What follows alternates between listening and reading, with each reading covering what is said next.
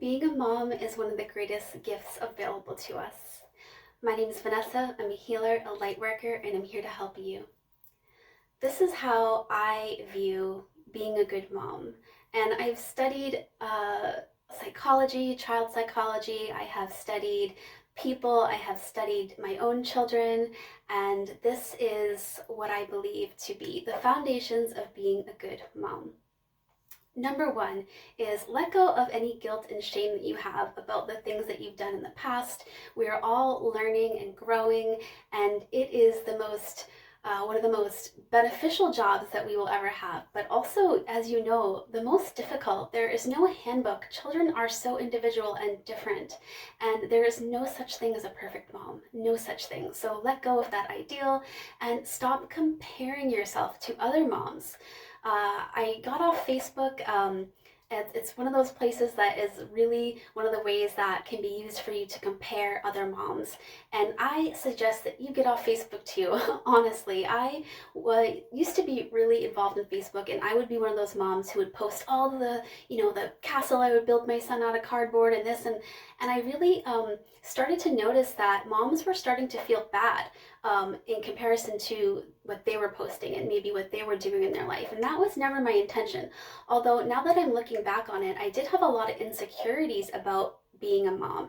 And a way to project that I was a good mom was me by posting these pictures. Like, hey, look, see, no, I'm a good mom. And the problem was not what other people thought, but it was what I thought.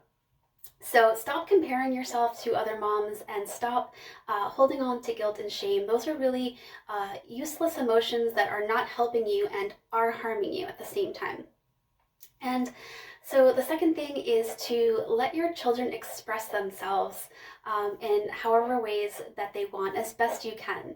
So I am gonna show you hopefully a video clip right now of an art project that my youngest son just made, and how you might look at this and say, oh my gosh, like this is intense. But whenever I can, I allow my son to express himself, even if it's not the way that I would wish him to. Like, we'd all wish that kids would just sit at the table and do their crafts neatly and orderly. But I think it's really important to let children, as best you can, express themselves in the way that they want to.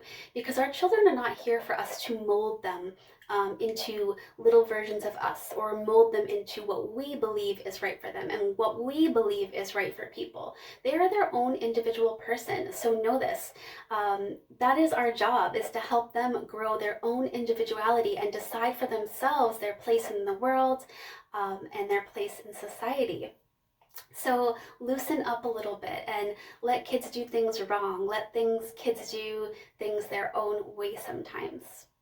And number three is to give them space when they need it. My oldest son right now, for whatever reason, what he is mostly needing from me, to the best of my knowledge, is space. And sometimes that's really hard. We want to like latch onto them and say, no, love me, I love you. But sometimes the best thing we can do is if our children are telling us with their words or their actions that they need space, then we need to give them space as much as possible, while still letting them know that we love them and we're here for them and we are open to listening to them, but we don't want to cling too tight. And the other thing that we can do is just let them know that we love them. Be supportive to them. Don't react crazy harsh if they tell you something, because we want our children to be able to come to us and talk to us about difficult situations. So although it might be a reaction when your child comes to you, or when your child does something wrong or that you believe is wrong, to lash out and let them know this is wrong, and really, you're feeling this energy. But the more that you do that, the more that you have these reactions, these strong reactions to things that you believe they are doing wrong, the less it is likely that in the future, especially when they're older and these situations might become even more serious, especially as far as they are thinking, that they're not going to come to you. We want our children to be able to call us in the middle of the night when they are 16 years old and say, Mom, I messed up. I'm in a car with people who are drinking and I want you to come get me because I understand that I don't want to be in this car anymore. You want your children to be able to make that call.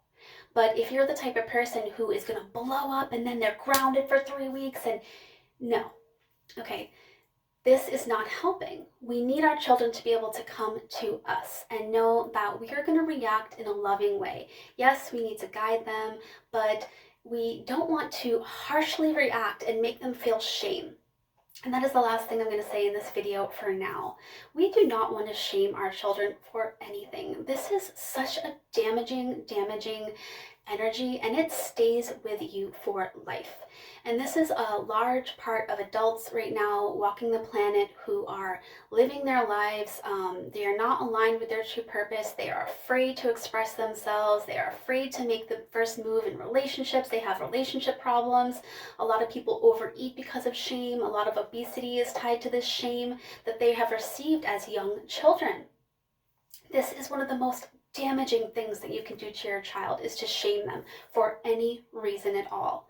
And you shame them in various ways. You can shame someone by just looking at them in disgust with, are you serious? That's what you did? Like, that is a form of shame.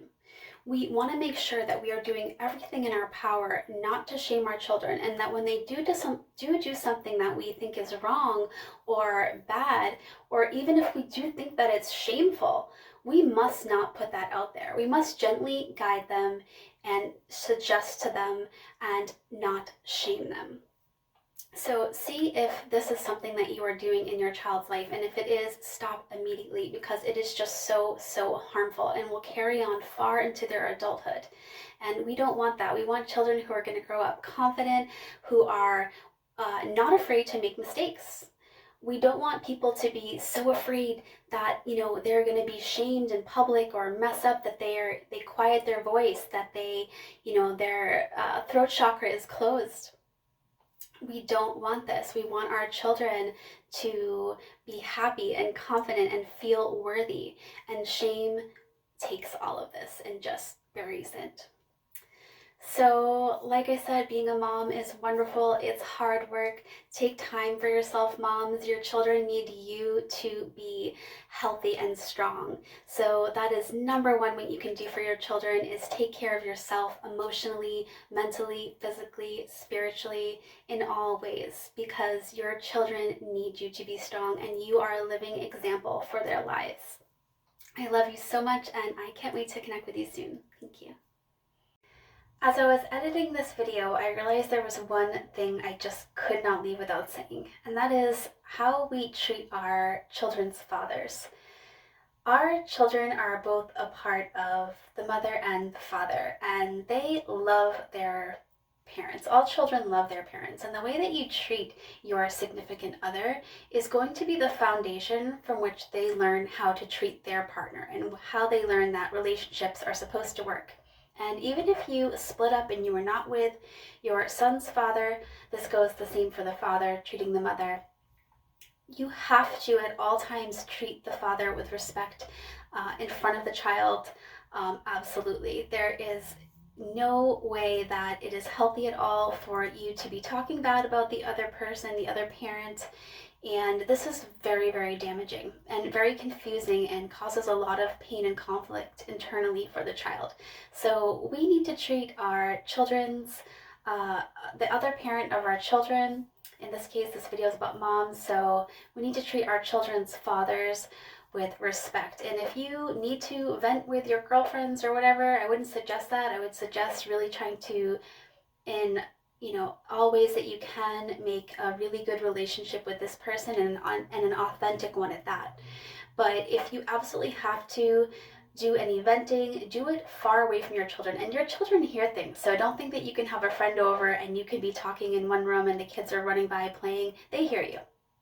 So it's just so important that we treat this person with respect. This is a part of them, and this is their foundation for learning how relationships work, what's appropriate in relationships, how they should treat people in relationships, and we want to be setting a good example. So I had to say that before I ended this video. Thank you.